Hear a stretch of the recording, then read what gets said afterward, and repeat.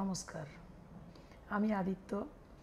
গোটা বিশ্ব জুড়ে নভেম্বর মাসটি ফুসফুস বা লাং ক্যান্সারের সচেতনতা মাস হিসাবে পালিত হয়।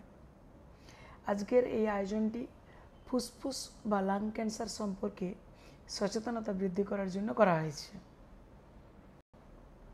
ফুসফুস বা লাং হলো মানবদের একটি গুরুত্বপূর্ণ অঙ্গ, যা শ্বাস প্রশ্বাসের প্রক্রিয়ায় অংশগ্রহণ করে। এটি আমাদের শরীরের অক্সিজেন গ্রহণ এবং কার্বন ডাইঅক্সাইড নির্গমনের জন্য দায়ী। ফুসফুসের ক্যান্সার বিশ্বব্যাপী একটি অন্যতম এবং মারাত্মক ক্যান্সার। এটি তখন ঘটে যখন ফুসফুসের অস্বাভাবিক কোষগুলি নিয়ন্ত্রণহীনভাবে বৃদ্ধি পেতে শুরু করে এবং টিউমার গঠন করে। ফুসফুসে শুধু ক্যান্সার নয়, অন্যান্য বিভিন্ন রোগ হতে পারে, যেমন অ্যাজমা, ব্রঙ্কাইটিস, নিউমোনিয়া প্রভৃতি।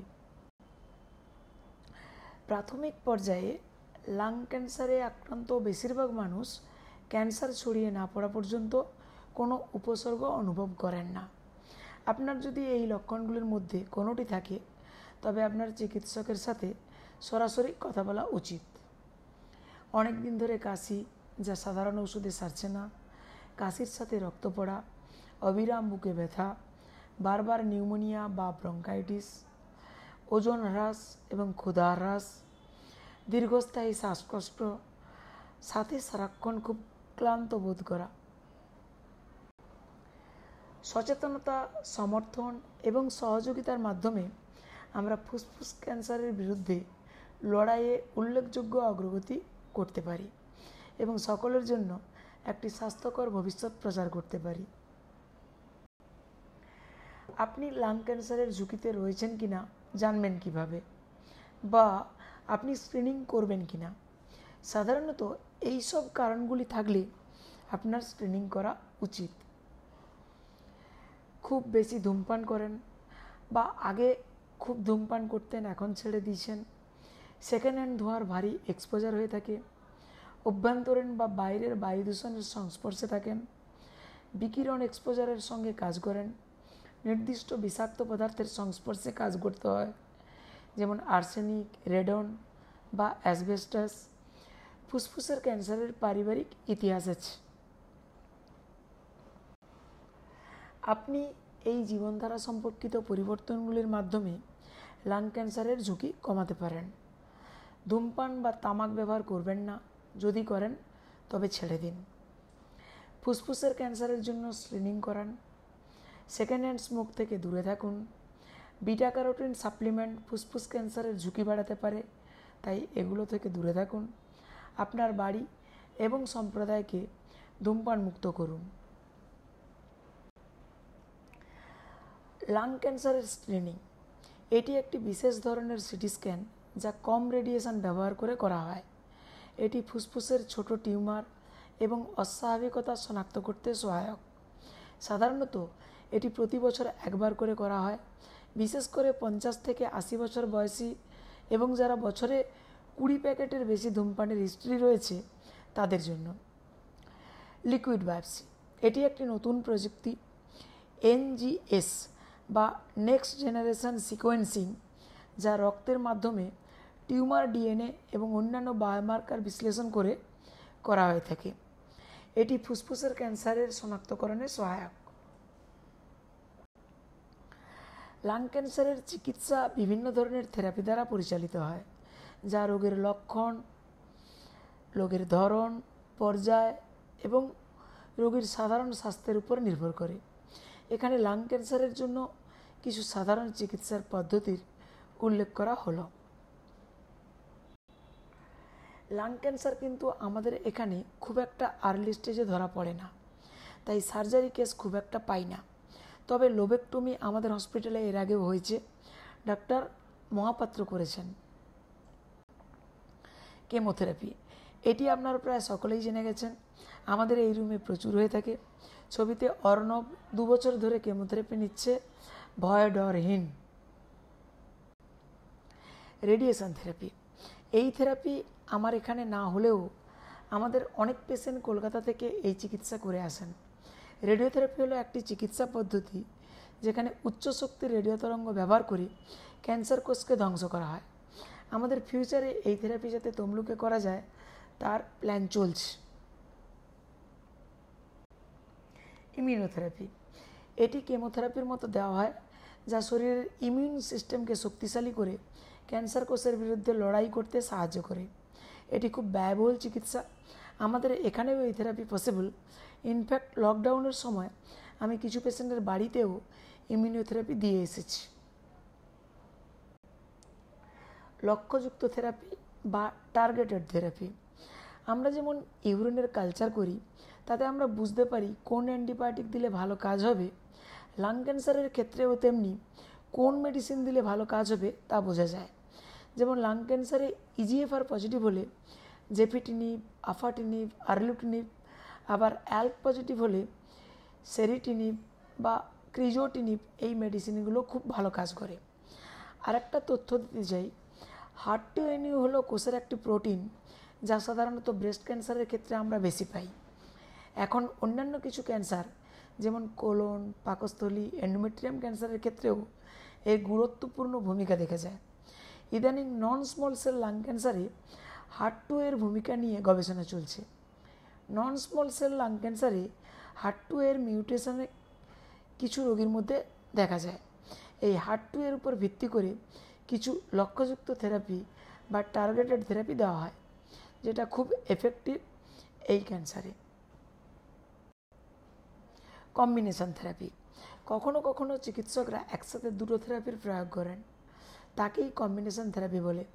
যেমন কেমোথেরাপি এবং রেডিওথেরাপি একসাথে আমরা করিও। কলকাতাতে রে নিচ্ছে, আমরা এখানে কেমো দিচ্ছি। আবার কেমোথেরাপি এবং টার্গেটেড থেরাপি একসাথে। এছাড়া কেমোথেরাপি ও ইমিউনোথেরাপি একসাথে করা হয়ে থাকে। কেমোথেরাপিতে সাইড এফেক্ট বেশি হয়, কারণ এতে ক্যান্সার কোষের সাথে সাথে নর্মাল কোষদেরকেও ধ্বংস করে।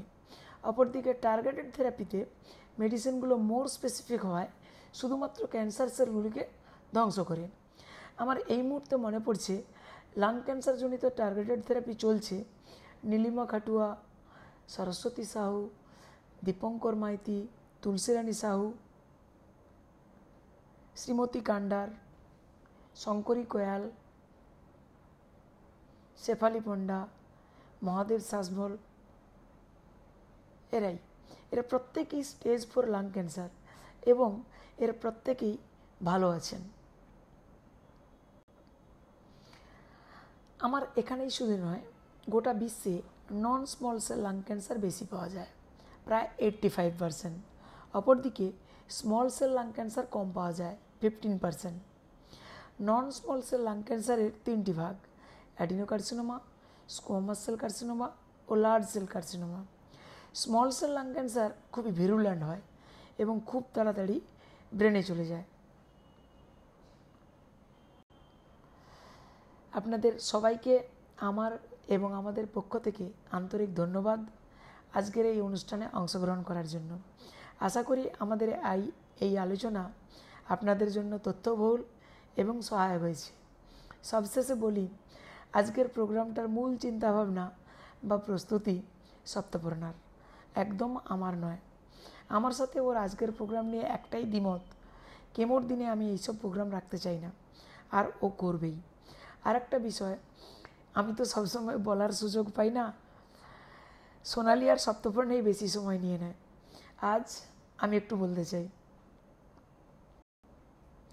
এইসব প্রোগ্রাম বলুন বা ক্যান্সার নিয়ে আমাদের গর্ব বলুন, সবথেকে বেশি আগ্রহ যার, সে হচ্ছে রুকমা। আপনারা অনেকেই হয়তো ওকে চেনেননি।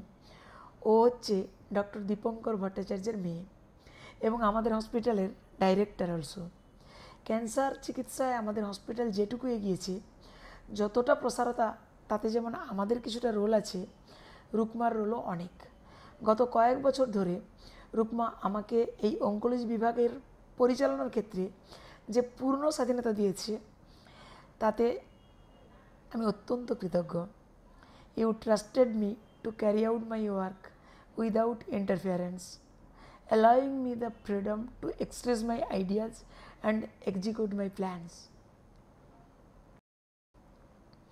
সাথে I acknowledge two remarkable individuals, Dipankar da এবং ললিত দা, যারা আমাকে 24 বছরেরও বেশি সময় ধরে সাপোর্ট করে আসছেন। Your mentorship and support have saved my professional journey in ways I can not fully express. আমি অনেক শিখেছি, আমি অনেক জেনেছি from both of you, and I consider you not just mentors, guardians in my career. Thank you for your wisdom, guidance and encouragement throughout the years. আমার oncology গুরু, এনাদের প্রত্যেককেই প্রায় আপনারা চেনেন। মাই ফ্রন্ট বোনস, ম্যাডাম অনু, মাই জিপিএস। আমি Eiffel টাওয়ারে থাকলেও ও আমাকে ট্র্যাক করে, ও আমাকে মনিটর করে, যাতে কেমোথেরাপি বা ক্যান্সার পেশেন্টদের অসুবিধা না হয়। অপরদিকে ম্যাডাম সপ্তপর্ণা, মাই এআই, আর্টিফিশিয়াল ইন্টেলিজেন্স, এই দুজনের জন্যেই আমি কেমোথেরাপির লোড নিতে পারি। এদের জন্যেই একদিনে সর্বোচ্চ 22টা কেমো দিতে পেরেছি।